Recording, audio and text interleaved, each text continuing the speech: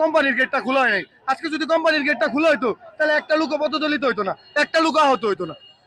আমাদের এখানে কোম্পানির জবাব দিয়ে করা লাগবে, সিকিউরিটির জবাব দিয়ে করা লাগবে। তারা কেন গেট খুলে নাই তাদেরকে বলে দেওয়া আগে থেকেই।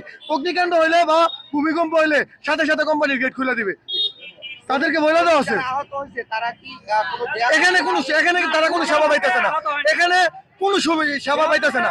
একটা ডাক্তার নাই, আজকে শুক্রবার সাপ্তাহিক বন্ধ, এখানে সরকারি মেডিকেলের কোনো ডাক্তার নাই, প্লাস আমাদের কোম্পানি থেকে একটা লোক আসে নাই আইসা তারা একটা ডাক্তারের ব্যবস্থা করবে তাও নাই।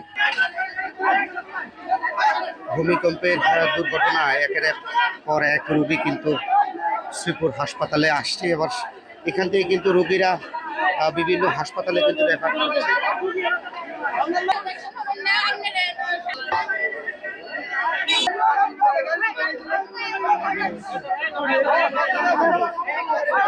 আমরা কিন্তু ভূমিকম্পে যে রোগীর সংখ্যা সেটি কিন্তু আমরা বলতে পারছি না। দেখতে পাচ্ছেন যে এই মুহূর্তে কিন্তু প্রচুর রোগী কিন্তু শ্রীপুর হাসপাতালে।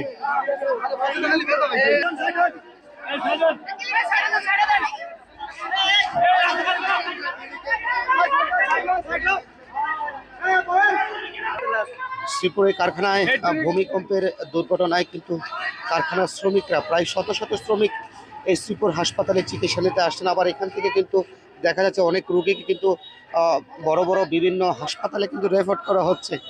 এছাড়া এই মুহূর্তে কিন্তু শ্রীপুরের অবস্থা